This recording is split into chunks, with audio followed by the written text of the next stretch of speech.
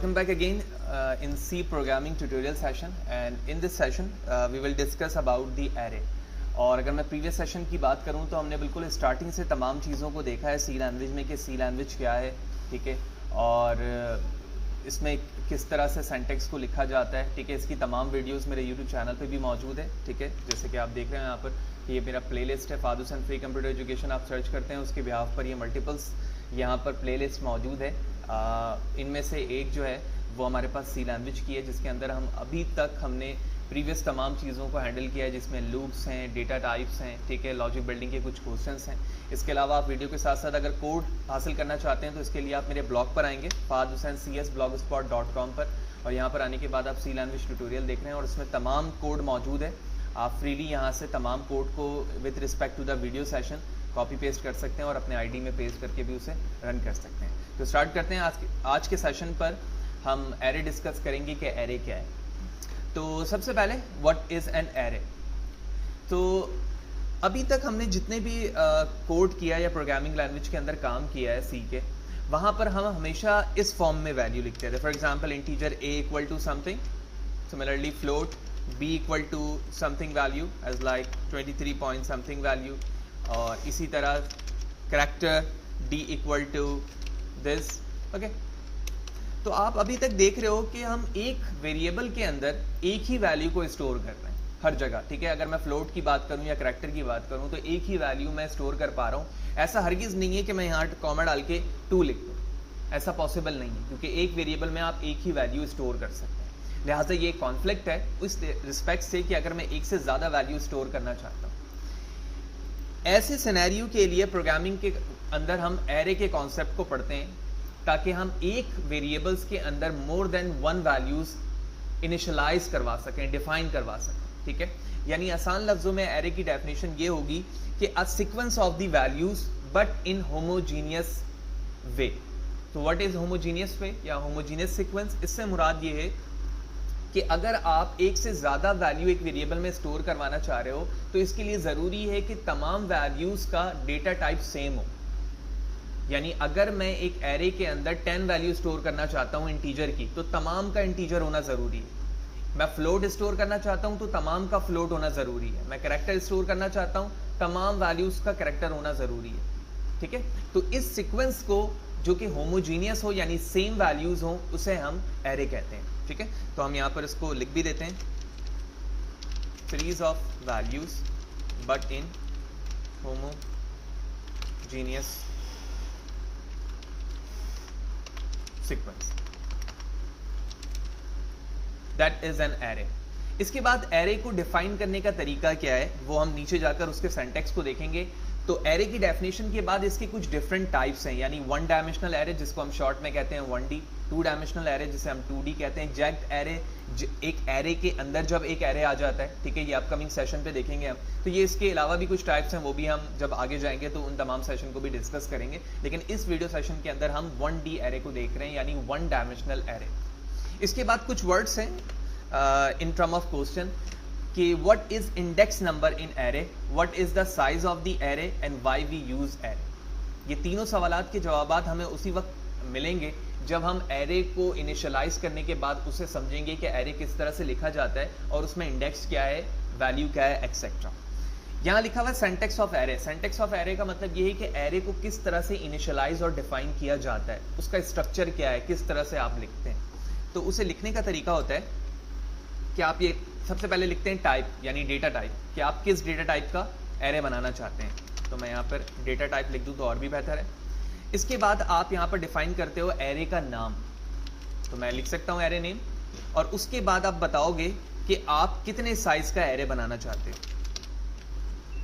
ये basic syntax हो गया। तो इस तरह से आप एक एरे को डिफाइन करते हैं। नाउ अब हम चलते हैं प्रोग्रामिंग के कॉन्सेप्ट की तरफ कि हम प्रोग्रामिंग में यानी सी लैंग्वेज के अंदर एरे किस तरह से डिफाइन कर सकते हैं। तो मैं एक इंटीजर एरे बनाना चाहता हूं, मैंने लिखा इंटीजर, एरे का नाम मैंने चूज किया ARR और इसके साइज को डिफाइन कर दिया मैंने 10। तो इसका मतलब ये हुआ कि मेरे पास एक एरे है जिसका नाम ARR है और उसमें कितनी वैल्यूज इंटीजर की स्टोर हो सकती हैं, 10, ओके।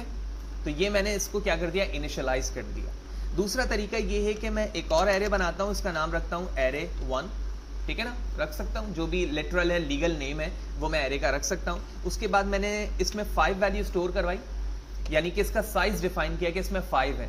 अब मैं बताना चाहता हूं कि इसमें 5 कौन कौन सी वैल्यूज होंगी, लिहाजा इसके लिए मैं कर्ली ब्रैकेट ओपन क्लोज करूंगा और यहां पर मैं 5 वैल्यू कोई सी भी लिख रहा हूं, 5, 3, 6, 9, 7 एंड सेमीकोलन टू टर्मिनेट। तो सबसे पहले मैंने एक एरे डिफाइन किया, ठीक है, जिसके साइज को डिफाइन किया।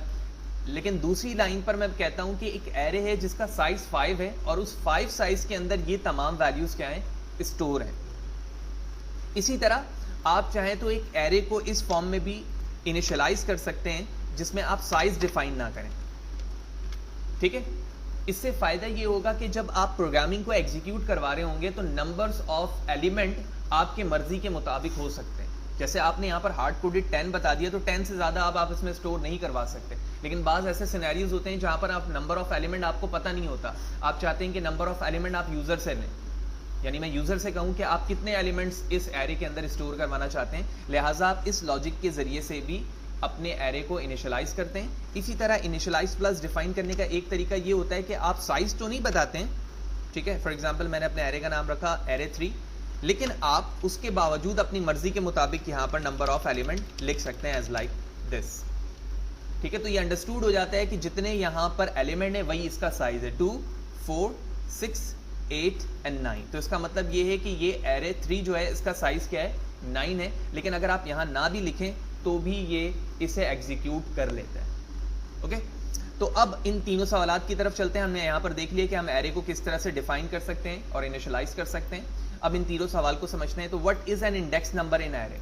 इंडेक्स नंबर ऑफ एरे से मुराद ये है कि जब आपने यहाँ पर एरे के अंदर एलिमेंट लिखा है तो हर एक का एक स्पेसिफिक इंडेक्स नंबर है।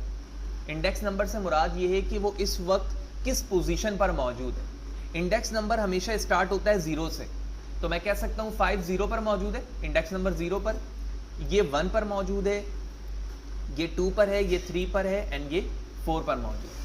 इसी तरह अगर मैं इस एरे के इंडेक्स नंबर की बात करूं तो 0, 1, 2, 3, 4, 5, 6, 7 and 8। So index number always start from 0 और इसकी मजीद आसान लफ्जों में डेफिनेशन ये होती है कि जो हमारा साइज होता है उसमें से -1 कर दें तो टोटल नंबर ऑफ इंडेक्सेस होते हैं, ठीक है। अगर मैं यहां पर कहता हूं कि इस एरे का साइज 5 है तो इसका मतलब ये है कि इसमें इंडेक्सेस कितने हुए, 4 हुए, क्योंकि इंडेक्स किससे स्टार्ट होता है, 0 से स्टार्ट होता है। तो यहां से हमें दोनों चीजों के बारे में समझ में आ गया कि इंडेक्स नंबर क्या है, जो कि नंबर को, एलिमेंट को रिप्रेजेंट करने के लिए इस्तेमाल किया जाता है कि वो किस जगह पर मौजूद है। इट्स ऑलवेज स्टार्ट फ्रॉम 0 और जो साइज होता है उससे 1 कम कर दें तो टोटल नंबर ऑफ इंडेक्सेस का पता चल जाता है। और हमने साइज देख लिया कि साइज हमेशा 1 से स्टार्ट होता है, यानी अगर मैं इसको काउंट करना शुरू करूं तो 1 से करूंगा, 1, 2, 3, 4, 5। इस एरे का साइज क्या है, 5। अब आखिरी सवाल है व्हाई वी यूज एरे। तो एरे का इस्तेमाल इसलिए किया जाता है कि ऐसे बहुत से सिनेरियोज हैं, जैसे कि हमने स्टार्टिंग में हमने पढ़ा इसकी डेफिनेशन पे, कि जहां पर हम एक से ज्यादा वैल्यूज को एक ही वेरिएबल के अंदर हैंडल करना चाह रहे होते हैं, ठीक है। लेकिन जब हम 2D के अंदर आते हैं, 2 डायमेंशनल में, तो वहां पर हम मैट्रिक्स की बात करते हैं। मैट्रिक्स यानी 2D टेबल, जिस तरह से एक टेबल डिजाइन होती है जिसके अंदर रॉज एंड कॉलम में वैल्यूज होती है, आपने मैथ्स में भी पढ़ा होगा मैट्रिक्स, या फर्स्ट ईयर सेकंड ईयर के अंदर, तो वहां पर एक मैट्रिक्स डिजाइन करते हैं आप। तो उस मैट्रिक्स को हैंडल करने के लिए भी हम एरे को यूज कर रहे होते हैं और इसी लॉजिक के बिहाफ पर हमारे बहुत सारे सिस्टमैटिक जो सॉफ्टवेयर के प्रॉब्लम्स हैं इसे रिजॉल्व किया जाता है।